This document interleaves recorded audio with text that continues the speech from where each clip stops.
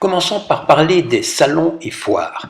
Celle de Bondu, dans la banlieue de Lille, est devenue un classique auquel nous participons depuis pas mal de temps. Ça, c'était les 29 et 30 mars derniers. Il faut malheureusement constater qu'on ne s'y bousculait pas cette année, comme le montrent les photos de Louis Delville et Nathalie Warny. Bon, ici, on parle du stand de Chloé Delis, bien sûr, car ailleurs, apparemment, la foule était au rendez-vous. Bon, on ne peut pas gagner à chaque fois, mais n'empêche, il faudra peut-être revoir le problème en 2015 et trouver une formule pour remplir les tables, d'autant plus que c'est gratuit pour les auteurs. Redu est un petit village ardennais de 400 habitants qui a trouvé un truc très original pour faire parler de lui et attirer les touristes. Il s'est mué en village du livre et ne compte pas moins d'une vingtaine de libraires et bouquinistes ouverts pour la plupart toute l'année, avec une semaine spéciale en avril. Cette fois-ci, c'était du 19 au 21, donc en ce moment même, où en plus, on fait la fête et on sort les lampions.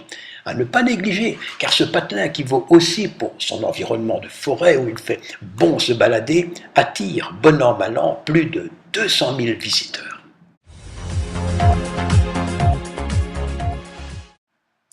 Un autre endroit idyllique Vresse-sur-Semois, c'est dans la province de Namur, à 2 pas des Ardennes.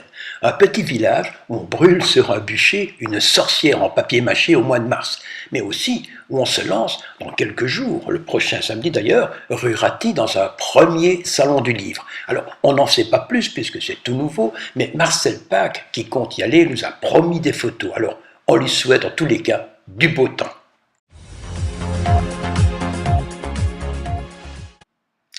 Encore un salon, celui qui se tiendra pour la 2e fois à La Louvière, du vendredi 25 au lundi 28 avril.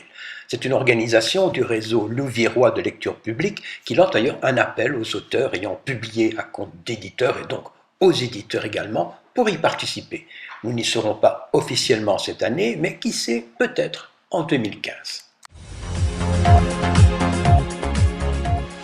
Quant au salon du livre de Nivelles, qui se tenait autrefois à la Maison des Artistes, mais qui aura lieu cette fois au Vauxhall, les 17 et 18 mai, attendons de voir, car les organisateurs demandent un droit d'inscription aux auteurs, 20 € par journée ou 30 pour tout le week-end, ce qui ne se fait nulle part, à moins d'être un grand salon. Donc, attendons de voir si le jeu en vaudra vraiment la chandelle.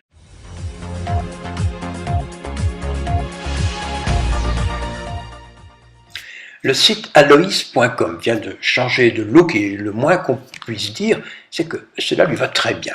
Alors, on vous rappelle le but de cette page, proposer des lectures, des extraits de textes, des interviews, des commentaires de livres, etc.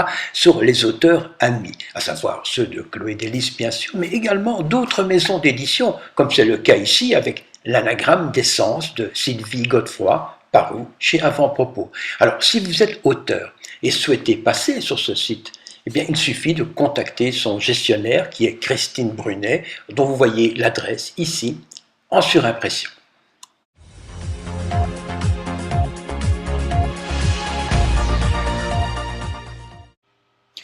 En bref, les revues littéraires qui nous sont parvenues et qui valent la peine d'être mentionnées. Alors, commençons par Reflet, qui est le trimestriel de l'Association royale des écrivains et artistes de Wallonie, du président Joseph Botson, dont nous parlons ici régulièrement, une très belle revue. Ensuite, le Carnet et les Instants, ça c'est le bimestriel luxueux du ministère de la Culture. Il faut dire qu'ils sont toute une administration pour s'en occuper, là où les autres revues sont réalisées par des bénévoles, et le plus souvent tout aussi bien, soit. La très belle revue trimestrielle Traversée de Patrice Bruno, qui nous propose 36 textes poétiques originaux sous la forme d'un livret. Et enfin, la revue Marginale de Jacques de Decker, mais nous en parlerons plus loin dans l'émission avec son rédacteur en chef, Jean Joniot.